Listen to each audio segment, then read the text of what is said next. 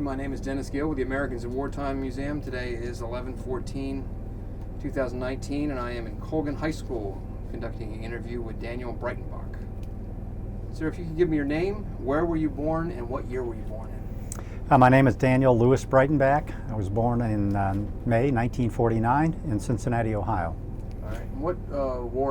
And what war did you participate, or conflict, or campaign? Probably two of them, Cold War, Okay. as well as Operation Desert Shield, Desert Storm. Okay. And what branch of service were you in? I was in the Army. Okay. Mm-hmm. What prompted you to join the service, and why the Army? Well, interestingly enough, when I was growing up in high school, it was the 100th anniversary of the American Civil War, actually later years of grade school and high school. And I became kind of interested in the military. There was a next door neighbor who was a graduate of West Point. And I gradually came to want to go to West Point. And unfortunately, when I was in high school, I wasn't accepted, but I enlisted in July of 1967 and went to the West Point Prep School at Fort Belvoir, and was fortunate enough in July of 1968 to get a congressional appointment, and completed the academy and was commissioned in June of 1972. And so that's pretty much how I got there. When I got on active duty, I liked what I was doing, and I stayed on active duty and ended up serving nearly exclusive of the West Point time, nearly 28 years on active duty. Okay. Why the Army? Any particular reason? Well, I guess it goes back to that Civil War history kind of thing. Right.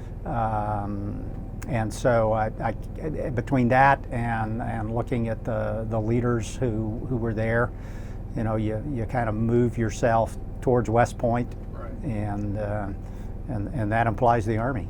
Right. You have any other family members that were military? Well, first of all, my father was a World War II veteran. He flew in B-17s out of England during World War II. Okay. My brother Bill is also a West Point graduate, about 10 years younger than I am. And another younger brother served a 4-year hitch in the Navy. Okay. Mm-hmm.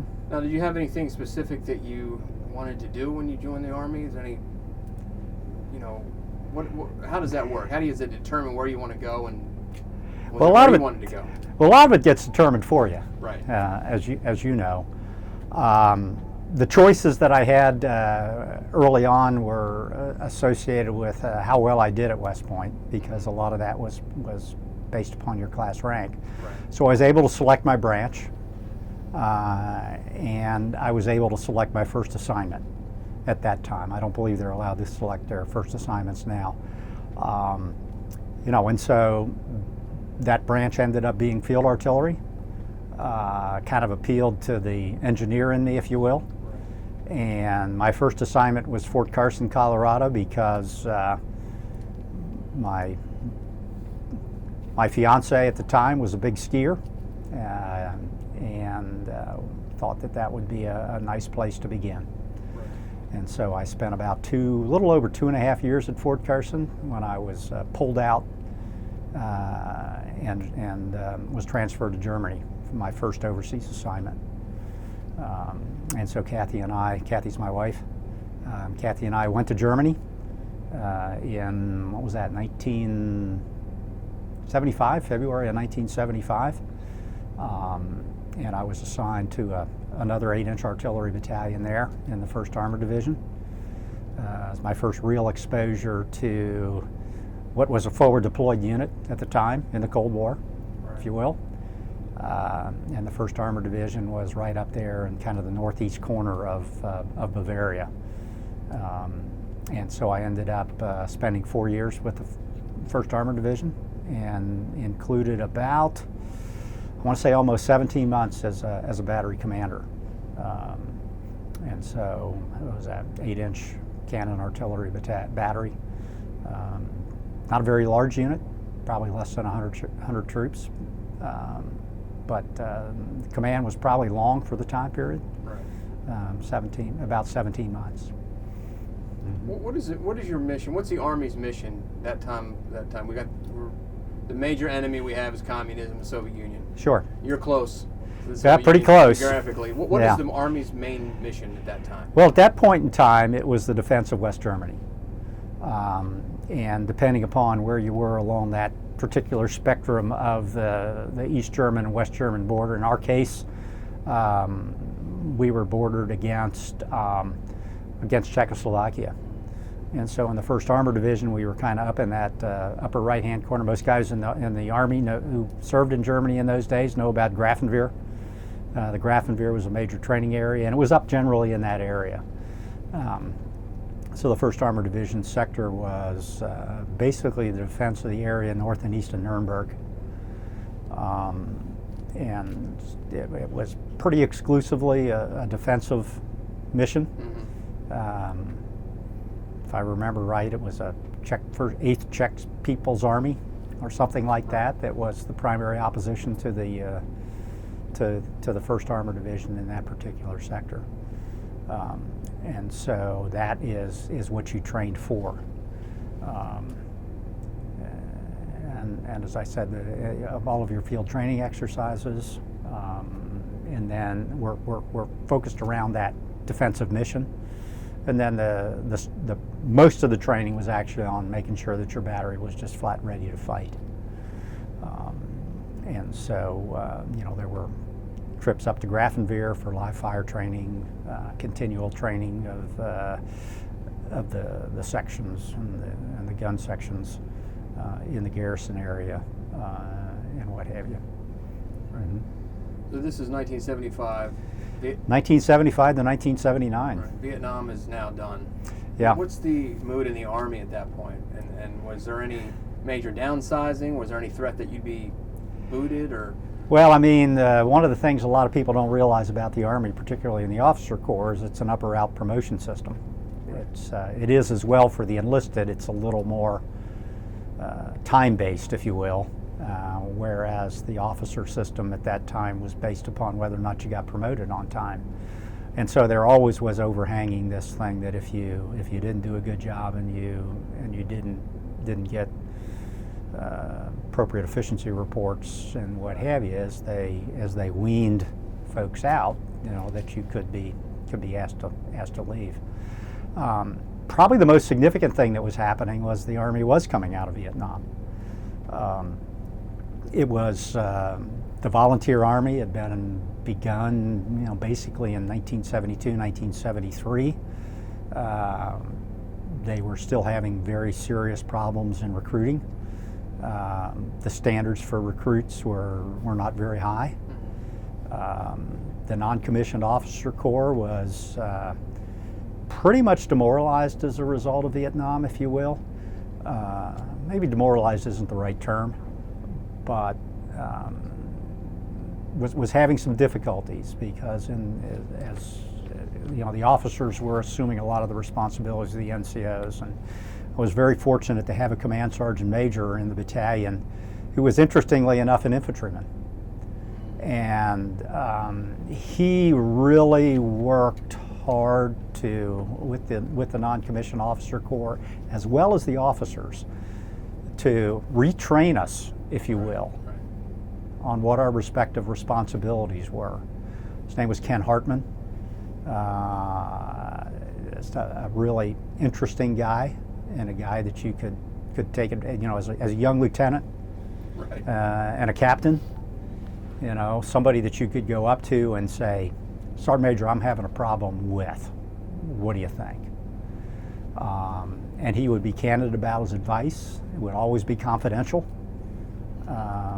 And he helped me a lot. I guess if there was one NCO that did the most to shape my thinking about what NCOs should do and what the relationship between officers and NCOs would be, it would be Sergeant Major Hartman.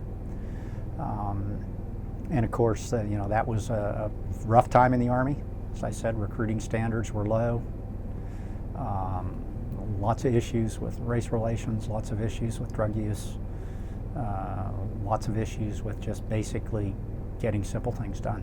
Right. And at the same time, we were under a fairly substantial budget constraint, which as a young captain, wasn't that familiar with, other than the fact that there were times when you'd come back from a field training exercise and were told don't top off your fuel tanks. And then you'd kind of query around and you'd find out that the battalion didn't have enough money to buy the fuel. So they were tough times. They were fun times in a lot of ways. You know, it was a real mission. At least you perceived it was a real mission. And you learned a lot. You learned a phenomenal amount. Right. Mm-hmm. What you say was a real mission, and a lot of people think you guys just went over there and trained all day and sat around because, you know, we weren't at war, Mm-hmm. but we were. Mm-hmm. We're in a Cold War with the Sure. Soviets. So what is the mood? I'm assuming it wasn't a lot of sitting around doing nothing. There was real training to be done, real preparation. So how is it like to stay motivated, I guess, when you're not actually being shot at? Well, you know, it's hard. And it's hard to motivate the troops as well, because a lot of people did go over there and, you know, did kind of view it as a vacation. And, you know, don't get me wrong, we did lots of traveling and we did lots of socializing within the battalion. Back then, in those days, the battalion was kind of the social entity, particularly for the officers in the battalion.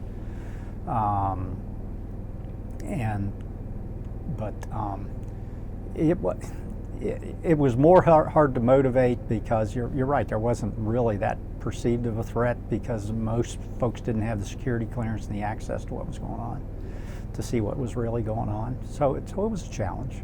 There's no doubt about it. They were difficult times. Where do you go from Germany? I'd completed a battery command, and so I was now kind of open to the needs of the Army. And so at that time there was what was called the 3 R's: recruiting, reserve duty, ROTC, and something else I can't remember. Yeah, for the 3 R's. And so I had worked while I was in Germany on my own to get a master's degree. And so when they were leaning, I actually stopped by the branch to meet the folks and talk to them about it, and they were leaning towards ROTC as one of their big requirements. And my master's degree, I hadn't been awarded yet. It was supposed to be awarded about 2 or 3 months later. This was in February, I guess. And so they were talking about going to a military school and college somewhere in Missouri, and I'm looking around and I'm not liking it. My wife's with me, she's not liking it. And so I said, well, would it make any difference if I had a master's degree? The guy looked at me and he was ripping through my records to see if I said, I don't have one yet, but I'll have one in May. I met all the requirements. He says, where would you like to go? Claremont College, Colorado, in California, University of Wisconsin-Madison, and the University of Notre Dame. And so I called up the next morning and said, you know, I think I'd like to go to the University of Notre Dame. And he said, well, it's a good thing because that's where you're going. That's where I nominated you. Right. And so I went up there after the advanced course and taught ROTC primarily to juniors who were getting ready for summer camp for about a little over 3 years. And I kind of look back at it as one of the most professionally and personally rewarding time periods that I had to be able to teach, mentor, train, and lead young kids who intellectually challenged you Right. just about every day. Right. Uh-huh. Yeah. Let's fast forward. Saddam Hussein invades Kuwait.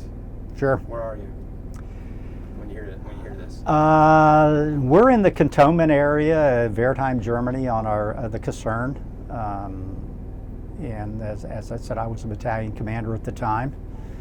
And kind of thought about it a little bit, and you kind of sit there and say, you know, well, we are forward deployed right now. The wall had come down just the year before. But were you in Germany when the wall Yeah. came out? What was that like? That was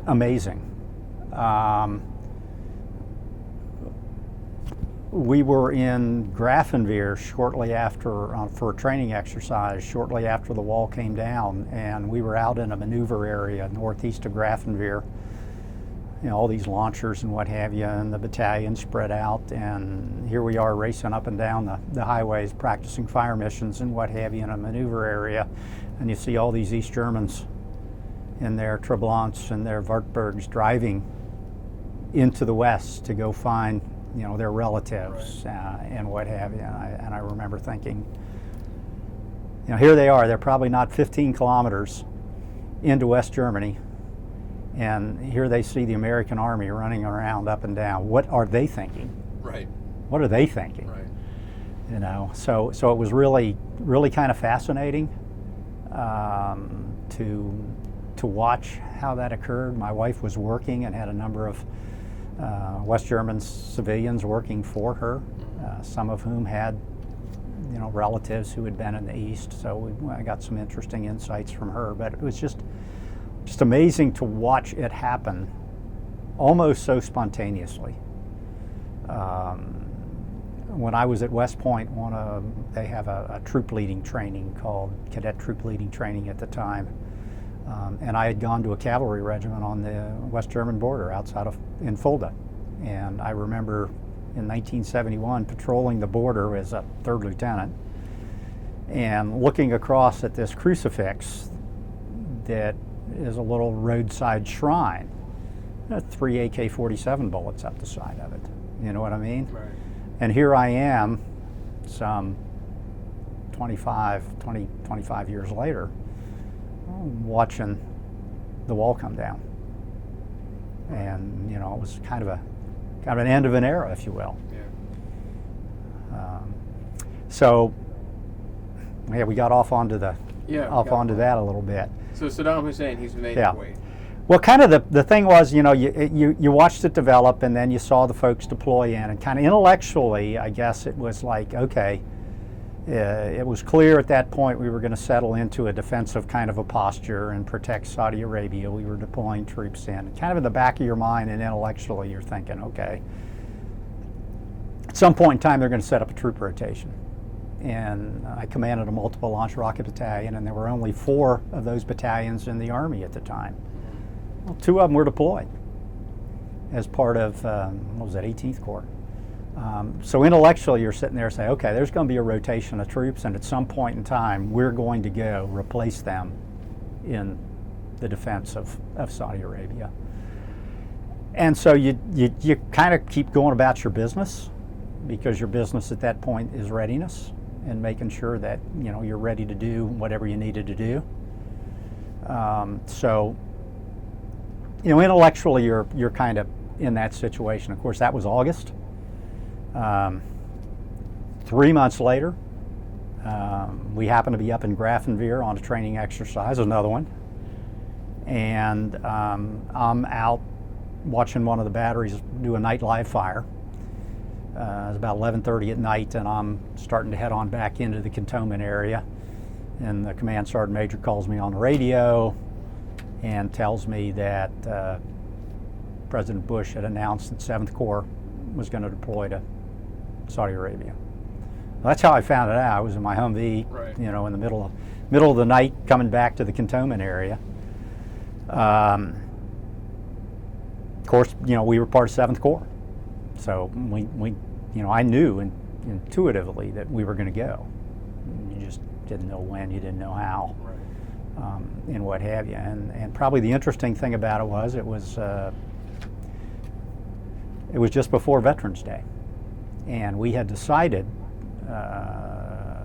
to invite the families up to Grafenwehr, to the training area, to observe a live fire and, you know, meet the folks, meet their men, if you will. Right. And observe the training and spend the day. And so we had buses coming up all 3 days of that long weekend. So the first thing I had to decide was, well, do we cancel it? Or do we let it go on? If it does go on, it's going to be significantly different. Just kind of tossed it around with my XO and the command sergeant major, and decided that we'd bring him up, and changed things up a little bit. And so I met each bus as they came onto the caserne, or not the caserne, onto the training area. At that point in time, I had met already with my brigade commander, so I knew we definitely were going. Didn't know yet when, how quickly we'd move, or any of those sorts of things. And I told him frankly, I said, we're going. I don't know when. As soon as I do, I'll let folks know. There isn't a whole lot that I can tell you about that aspect of it. But among the families and among the troops, frankly, there was a fair piece of anxiety. Right. Because for all of us, this was a new ball game. Right. We'd never been to war.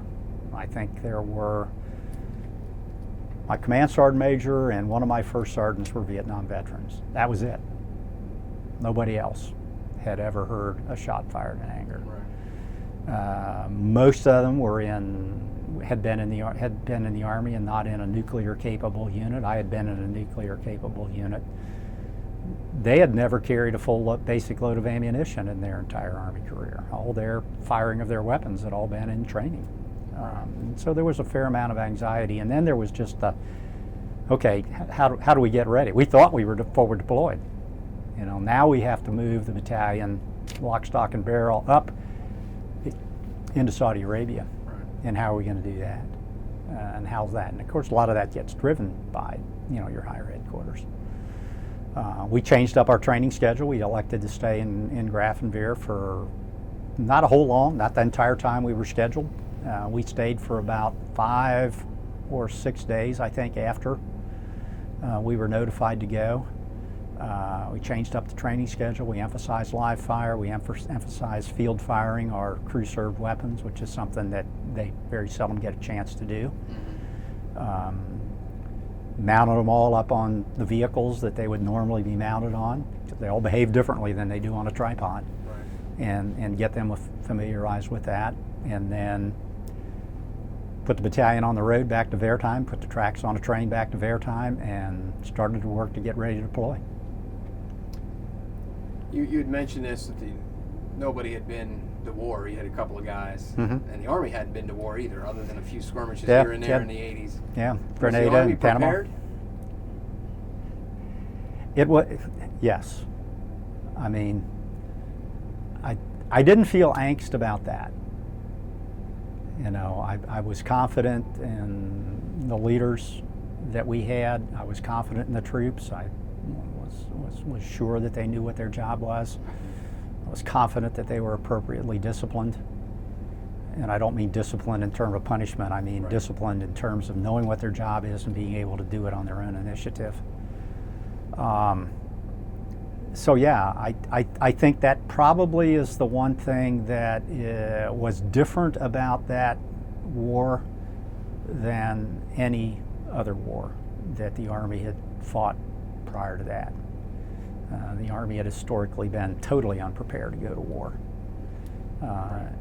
In this one, 7th Corps deployed out of Germany in basically December and January. And the ground war began in the middle of January, the air war began in the middle of January, and we were launching an attack by the end of February in a country that was as different from Germany as Right. it can be. Right. No, I think we were ready. Were there any challenges that you faced preparing for all those years with war against the Soviets? And now we're in a jungle Yeah. war in Vietnam, and now all of a sudden we're not fighting communism, we're fighting. Well, I came in Desert. post-Vietnam, so Right. the Army, in that period, really began to emphasize the conventional war, starting, after Vietnam and Right. into the 70s.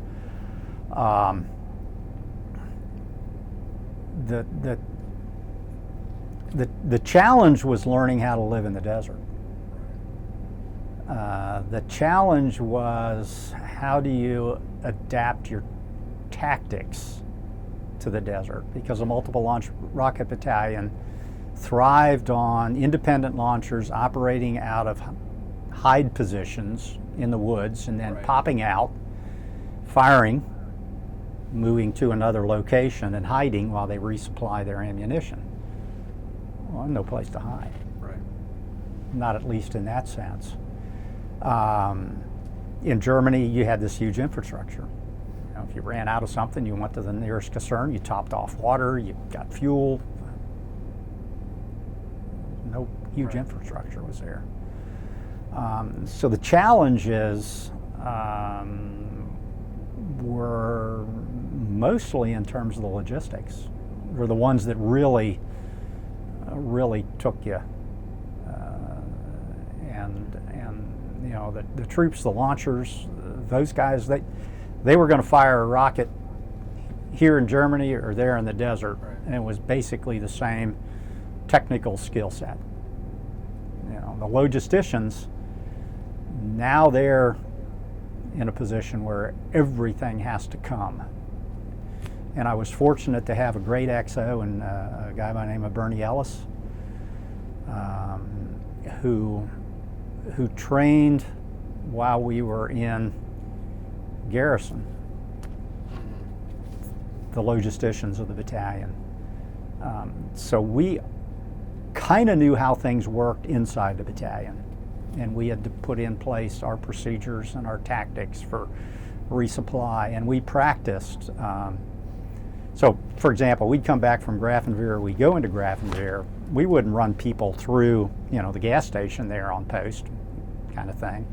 No, we had a supply and service company that would come, would set up refueling sites, just like it would be in the field. Right. And so they'd go through this, and you know, so the troops already knew how to go through a refueling site, Right. a tactical refueling, and things of that nature. And we did things like we prohibited anybody, once we deployed out into the field on a field training exercise, Bernie was the only one who would let anybody go back to the cantonment area. So all the supplies, you know, and when we were out on a 5-7 day exercise or what have you, they were all kind of funneled through the battalion trains in much the same fashion that, at least internal to the battalion, that we would operate in. And so the training of the logisticians, I mean, somebody asked me, what was Desert Storm like? I said, it was about 80% of it was just learning, was just maintaining yourself, maintaining your equipment, and getting resupplied. You know, the ground war only lasted about, for us, probably about 6 days, because we fired an artillery raid that took about a day and a half to pull off. Rest of it was training, maintaining, keeping the troops healthy, and ready to go. What is your rank at that time? Battalion Commander is a Lieutenant Colonel. Lieutenant Colonel. Mm-hmm. Okay. And what is your job as Lieutenant Colonel? You basically command and lead the battalion. Being strictly a shooter, you know, most of what you do, you know, in combat are things that you trained on, right, you know, in peacetime. You don't make a whole lot of tactical decisions in terms of engaging the enemy, but you do maneuver the battalion, if you will, on the battlefield and get it in the right position to be able to do that. And then you kind of help orchestrate everything that goes on within the battalion. You try to lead by example, try to keep the troops informed as to what's going on. You know, it's a general support artillery battalion is a shooter. So they're, you know, you're basically dealing internally with your unit, externally, peripherally. But you are the principal guy who does deal with the higher headquarters, right, between you and the ops officer. How much notice do you get when the ground war, before the ground war starts? How long before you know it's coming? We probably knew not the specific date, but probably about 2 weeks out. So what had occurred with 7th Corps in particular, Of course, we were in assembly areas further to the east of in Saudi Arabia, and of course our attack was going to be out to the west, about another almost 100 miles, or 100, yeah, about 60 to 100 miles further to the west of where we were. We knew that's what the plan was. So for me, when the order came down to begin to deploy out to the west, I knew that things were coming to a head. In terms of, okay, cross the line of departure, it was a bit of a surprise. We were supposed to kick off the morning after the ground war began. So the Marines were going to attack on the east along the coast. The Arab forces were going to attack. 7th Corps and 18th Corps were going to attack basically a day later. Well, the Marines were having such success that General Schwarzkopf and the leaders decided that we needed to accelerate that. So here we were kind of thinking that we were going to have, tomorrow morning. So everybody's thinking about, okay, tomorrow morning, your mind's going through that. You're getting psyched up. You're getting scared. You're, what have you. And then all of a sudden it comes down, prepare to move. We're going to cross the LD in 2 hours. And all of a sudden it's like, boom. You didn't have time to think about it. A lot of people, I'm sure, thought about it. Right. But you were generally so busy getting march ordered, getting your stuff, loaded up, the final loading, final combat checks, topping off the vehicles to make sure every one of them is fuel's topped off, the ammunition's all squared away. And so we didn't have a whole lot of time to sit there and ponder it. We all knew it was coming. We all knew it was coming within 24 to 36 hours, easily. How much of a big picture do you have as Lieutenant Colonel? And how much does that affect what you're doing? You're kind of surprisingly little. Right. Let's put it that way. I would probably say the average person watching CNN back in the States knew more about what was going on in the big picture than I did. I knew what the plan was. I knew how the plan was developing. I was listening to the Division Artillery Command Net. I was listening to the command net of the brigade that was in front of me. So I knew what was happening in my own little piece of the world. Right. And that little piece of the world was probably a radius of about 10 kilometers. Okay. And you know how the division is fighting it because you're intimately involved in getting your battalion positioned to be able to provide those supporting fires. But in terms of the big picture, I didn't know that the Marines were doing well. I didn't know how successful the air war was. The S2 listened to the BBC on a shortwave radio. Right. We got more news from the BBC. Right. Now we got the intel updates, but the intel updates were focused on what you were doing and what was in front of you, and what the division was going to face, much more so than the big picture. You kind of knew, everybody was briefed on it, and all the battalion commanders did a rehearsal. Right. And so you knew, okay, this division is here, this one is here, this one's there, the Cav is going to be out in front, the 18th Corps is going to be over here, the rough timing is going to be like that. So you had this conceptual outline of how it Right. was supposed to unfold. But that was about as far as you knew about what was going on in the big picture. What were some of the challenges that you personally faced as a ground war kicks off and as you're moving north? Just keeping track of the troops and making sure that everything, was going well. Personally, I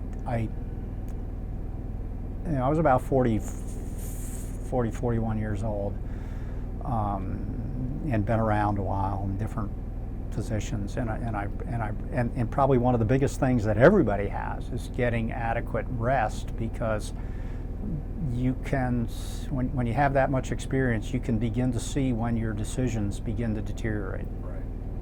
You know what I'm saying? Yeah. That I am so tired that I'm having a hard time keeping up. And yeah, adrenaline takes you so far, Right. you know. And You've got the benefit of experience that someone in their 20s yeah, might not have, and you Right. begin to say, oh man, I gotta go down for a couple hours. Yeah.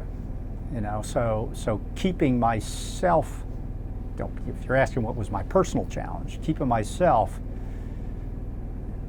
ready to be able to make decisions and make good decisions, Right. that was probably, you know, the most, you know, personally, you know, the challenge How that about you for the have. battalion? Everybody looks at this war as perfect, Yeah. but it wasn't. 4 days of combat operations, we nearly ran out of fuel 3 times.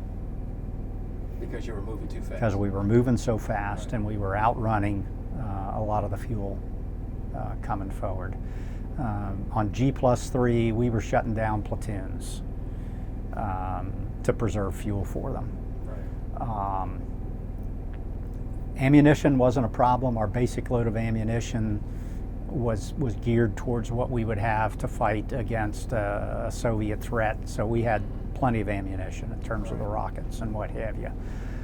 Food, we had stocked up well. We had probably 6 days, 7 days worth of water, probably 9, 10 days worth of rations, all distributed and available. The challenge was fuel, and you know, when you stop, you don't realize how much friction sand provides. Mm-hmm. 'Cause everything was burning fuel faster than it should have been. Right. You're not running down a hard even a gravel road. I mean, you're running across sand, and so that probably, you know, that was the challenge. I want to say almost 3 times we were probably down to less than 1,000 gallons of bulk diesel fuel left in a battalion of, you know, what essentially 27 launchers, 50 or 60, now probably almost 100 wheeled vehicles, generators, the whole 9 yards. Logistics was the problem. Was the lack of resistance that you guys received, was that a surprise? I mean, again, everyone thinks how easy this was. Yeah, well, it was interesting, you know, when you go back and you look at it and read things and what have you, and probably one of the most famous press conferences, if you will, of the war was Schwarzkopf on about February 26th or something like that, basically holding a press conference that all but said the war was over. Right. 1st Armored Division was up to its neck in Iraqi tanks. We were, at that point, beginning the attack against the armored and mechanized units of the Iraqi Republican Guard. We got involved as a battalion in a counter-fire fight that lasted an hour of near continual firing of rockets on Iraqi artillery.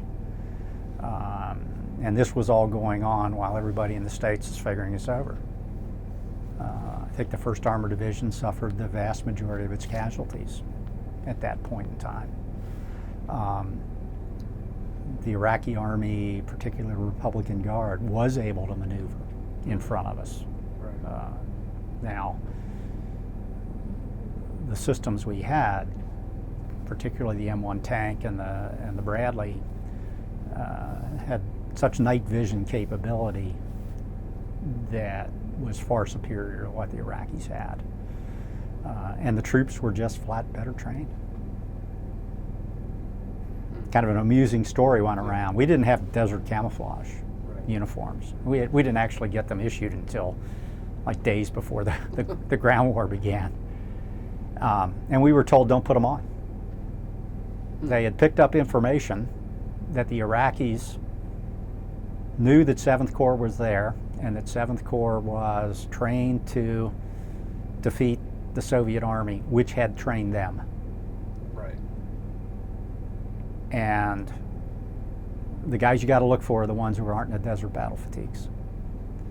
And so the Corps Artillery Commander basically said, no, we're going to wear our greens, our green uniforms, our desert, or not our desert, our woodland BDUs. Right. Because they're afraid of us. Not one afraid of us. So So the war ends, or at least the active fighting ends. Mm-hmm. What are you guys doing now? What is your mission at this point? Well, we had been with the 1st Armored Division, and my Charlie Battery had been in support of first the 2nd Armored Cavalry and then the 1st Infantry Division. And we were just outside Kuwait. The 1st Infantry Division was on the Kuwait-Basra Highway. And we got orders at that point in time to rejoin our original Field Artillery Brigade, the 210th Field Artillery Brigade. So in early March, the battalion road marched right past through the 1st Armored Division's front lines and headed all the way across Kuwait and linked up with the 210th Artillery Brigade again. Charlie Battery came back under my command at that point. And at that point, you may remember that there was a revolt of the Shias against Saddam Hussein, and there was talk at that point in time of the potential for the U.S. being ready to move forward and push the Iraqi army back out north of the Euphrates River. And so we spent a little bit of time with the 1st Infantry Division planning for that potential eventuality. Then there was a lot of maintenance that had to be done. Stuff had been run hard, Right. And so, we were getting the equipment, making necessary repairs on the equipment, making sure we were fueled. Still talk about the potential of going on to Baghdad, and so, we were back getting reset, if you will. So it was a busy time, but it was not a combat busy time. It was back to the logistics, it was back to the maintenance, it was back to getting the troops rested, refreshed, resupplied, ready to go. How long were you there? We were there just under 6 months. We deployed on Christmas Day, 1991, and the battalion got back to Wertheim on May 5th and May 6th, or May 6th and 7th in 91. So Christmas 1990, we deployed, and then came back in May of 1991. So just a touch under 6 months we were there. Can you describe your homecoming? Unbelievable. Oh, they did catch a little bit from my wife, who thought I was a little too formal in terms of having a marching the troops on and Right. casing the colors and things of that nature. But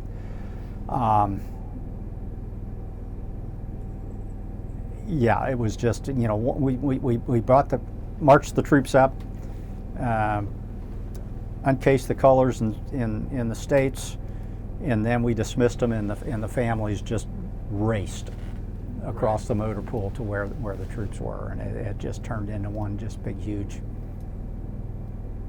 I'm sure, party the rest of the evening. But everybody's hugging each other and greeting each other and what have you. Mm-hmm. When you look back on it, how do you think that your battalion did? I think the battalion did well. I think probably the one thing we didn't do well, and I didn't spend enough time getting ready for, was properly taking care of the families back there. I got myself too focused on the deployment of the battalion and not focused enough on making sure that the people who were supposed to be supporting the families back in Germany were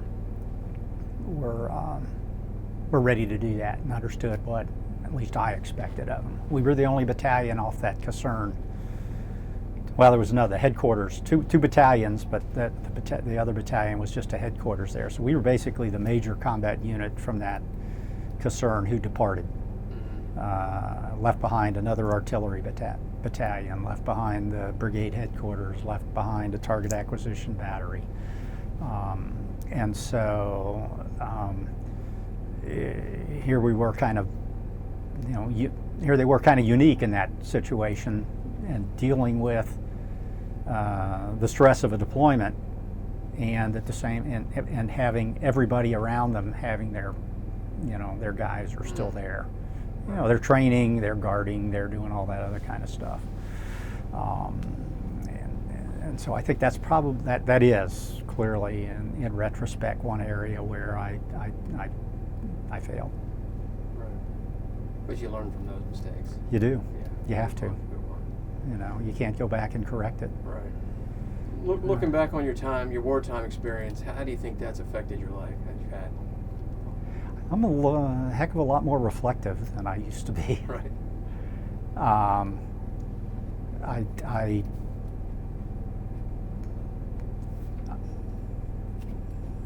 You know, that's probably the biggest thing. I mean, you know, as you know, we're here at Colgan High School, and our host is Mr. Tim Mason. Mm-hmm. Well, Tim was a staff sergeant section chief in the battalion. In that time, you know, through Facebook and other things, I've been in contact with a lot of them.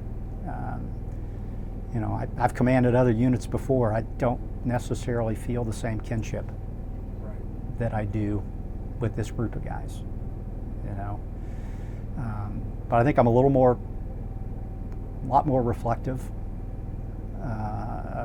about pretty much everything. Don't take things for granted like I used to. Right. I think that's probably the biggest difference. My wife might have a slightly different opinion. Right. So one of the missions of our project is to record people's, like yourself, their wartime stories, to preserve those stories so people 20 or 30 or 40 or 50 years down the road can Mm-hmm. watch these and learn from them. What's a message you'd like to send somebody that might watch this that far down the road?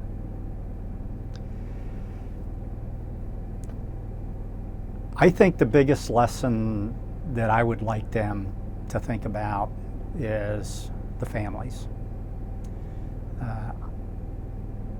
I feel like I went into that, you know, at some 20 years of service, as prepared mentally and as emotionally as you could be. Right. We were fortunate that the battalion suffered only one wounded in action, nobody killed. But there were 160 to 170 families of those soldiers who, in our case, were left behind in Germany, in a foreign country, Right. of all ages. And I think that we don't thank them enough for their sacrifice and for what they go through. I was fortunate, you know, today's day and age, you know, with instant communications, you know, you can send an email to your forward deploy husband or wife or son, daughter, whatever. Right. We didn't have that back then. And I think that as much of an advantage that is in maintaining the relationships and what have you, I don't think we give the families enough credit for what they do. Mm-hmm. I think they're downright ignored. Right. I can't tell you the number of times I've been thanked for my service. Okay, I married my wife 3 days after I was commissioned. She went through all this with me. Same thing you did. Yeah, but different. Right. She tells the story as she was driving to her job when I was a battalion commander, and we had fired an artillery raid before the ground war began. And she says, I hear this thing on AFN, Würzburg, and they announced that the 4th Battalion, 27th Field Artillery, fired a raid in Wichita. And she says, and the first thing into my mind was, yes, go get them. And then it was like, oh my God, it's real. Right. You know, and it changed, I think, for her at that point as well. Is there anything else you'd like to document that we haven't talked about? There's a group of soldiers that I was privileged to command in the Cold War. Mm-hmm. And they were Pershing Missile guys. And the Pershing Missile was a surface-to-surface, nuclear-capable Army missile. And it performed a mission in Germany and in the field, not unlike what our Minuteman crew members did back here. I would venture to say that 95% of the people who might listen to this sometime in the future wouldn't even know what a Pershing missile was. I would venture to say that 80% of the people in the Army today don't know what it is. But it was as close to a real mission with real missiles as you could get during the Cold War in the Army. We would go on a combat alert status for 12, 14, 16 weeks in a little small site, locked and loaded, ready to fire. And that is extraordinarily stressful to have that kind of responsibility put on you. They're a proud group of folks. Their motto is, we gave peace a chance, if you will. So, you know, there are people like that everywhere who do missions that most people do not have a clue about. And history talks about the Pershing missile because it was wrapped around the Intermediate Nuclear Range Missile Treaty that was signed in, what was it, 86 or so? 87, 86 or 87, and outlawed them. You know, made them, and of course, just here recently, we've withdrawn from that treaty. But these guys were as close to being in combat as you can be in the Cold War without firing a rifle. Right. You were deployed in Germany? It was in Germany. For the Pershing? Is that a mobile Yes, it launcher? was. Yeah. Okay. Mm-hmm. How does that differ from, or how would that mission be different from somebody sitting in, I don't know, North Dakota? Not different. Peacekeeper? Not that different. Not that different. In terms of, well, your targets are different. Right. You know, the range of the system is different. But essentially, it's a part of the nuclear deterrent, or it was at the time, a part of the nuclear deterrent. Right. Mm-hmm. And I imagine there's a lot of responsibility and a lot of heavy weight on your shoulders, knowing exactly, you know, this is a nuclear missile we've got here, and if I ever have to push the go button, it's pretty bad. Sure. Absolutely. Well, I want to thank you for your service. I want to thank you for sitting down and telling us about it. I really appreciate you doing it. Thank you for being the kind of guy that deserves the service. And I want to give you a little gift. Okay. It's our challenge coin. All right. Just our token of say thank you, and we appreciate it. You bet. All right. Thanks. Mm-hmm.